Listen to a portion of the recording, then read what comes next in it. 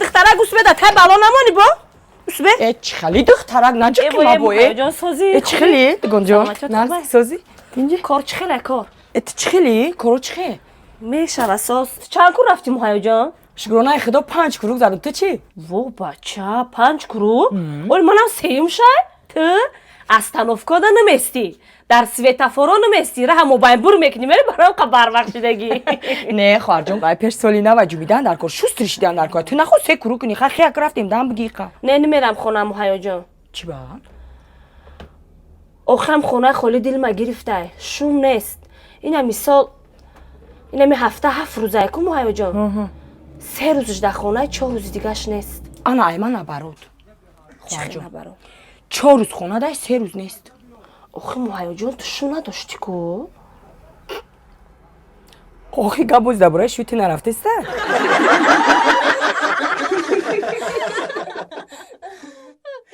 اگر شما با تمام گوشه و کنار دنیا با مثل ما سفر کرده خواهید با واتساپ اویکاسه شاهنازه زنگ بزنید بلیط های ارزان و باوری نوک است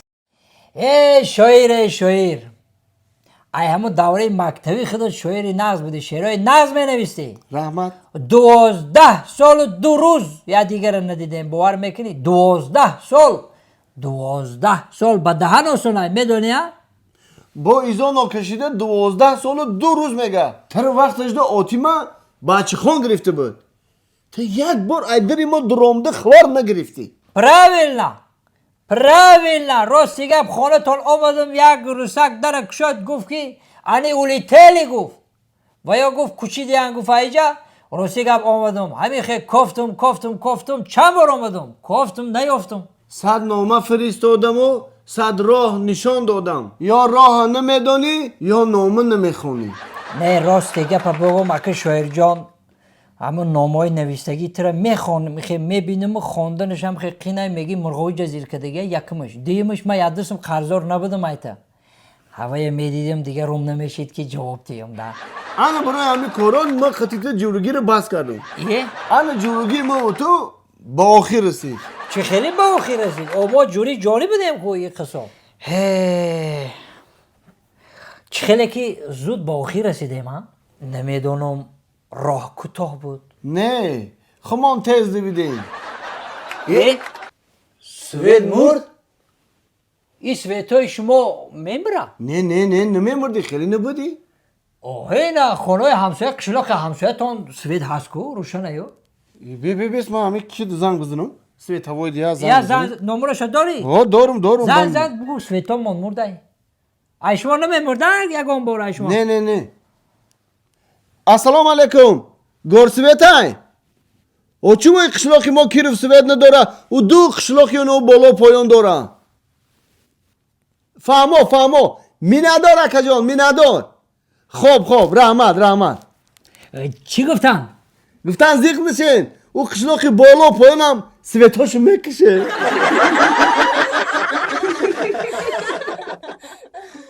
زیمان رنجیده ای سیاد هوشیمن که خواهد شو اوتا لبای اما شما رو چند بار گفتم که همین کار رو نکنین آخه 87 رفتید بدرو خونه یا چای کود زده دام بگی آخه و یا کسی میرم میارم میگیره خلمچنگ میکنن درختو را بچه ما یگون تر نمیمونم که دست شدنی حالا ایما برسونه آخه نمی اولی مردم میفهمه میبینه با مرا چی میگه میگه که ربی بچهش از صاحبکار نامدار صاحبکار موفق اوتش کار کرده عیب نیست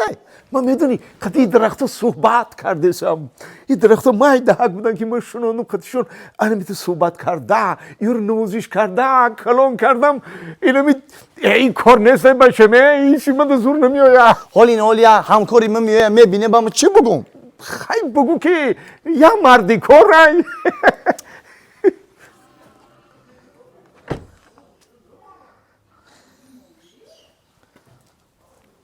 سعدی جان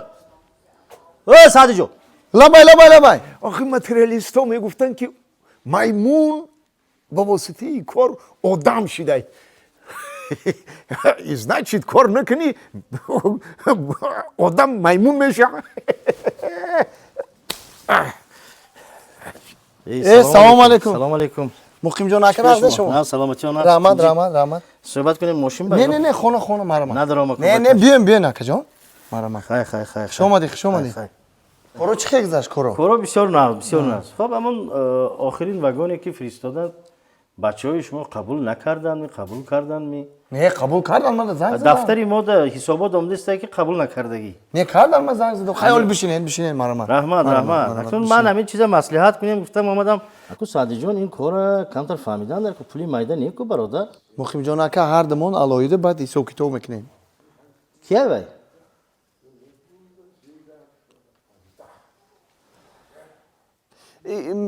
مردیکور اکی مقیم جان قهوه بیارم یا که چای کبود یا چای سیاه تشویش نکشید خیر وای خیر قهوه خب یک دقیقه خیر مانده نباشد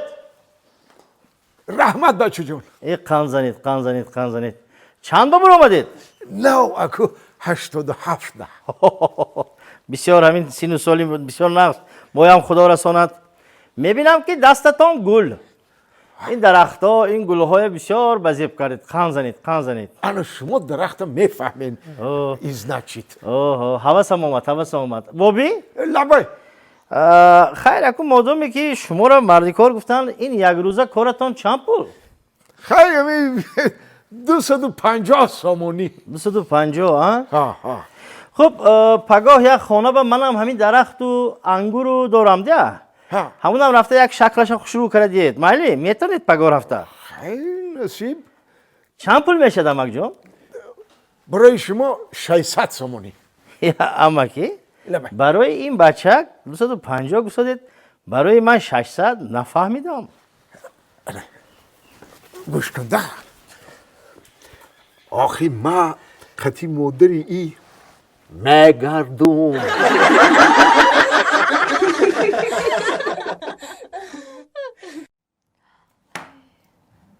خیلی چی زنگ کی تمام میشه کینوی توخی زنگ ای ساعت 12 گشنگ در مورد مقطعی تلویزیون فقط همین سریال ترکی تر تماشا داریم هاوز کمتر مرد کمتر ای ساعت 12 های خیلی مرد ساعت 5 بگاشید پونت تیابو یا بورتی انی جوی زوروش همی جای خلاص تینج خیلی نکنید خیلی شرط دارم مردک جان شرط دارم شرط داری؟ افقات میبرم افقاتی با مزه پختم نغز میدیدی که افقات شما پختم فقط یه شرط دارم چی شرط؟ شما اجازت میدید من سحر با اوزی کردن بالنیسته بمیرم اوزی میری بالنیسته؟ او همی 5-6 تا فرزند ما بس نیسته با اوزی تینجه چی میری اوزی؟ نه مردک جان شما نادرست فهمیدید 7 سال پیش یاد دارین چاله تیلاییم خورده بودم 7 سال پیش چاله رو خورده بودی؟ او 7 سال پیش خوردی حوزی برای چی میری اوزی؟ آخه حوزی برای من پول در کار پول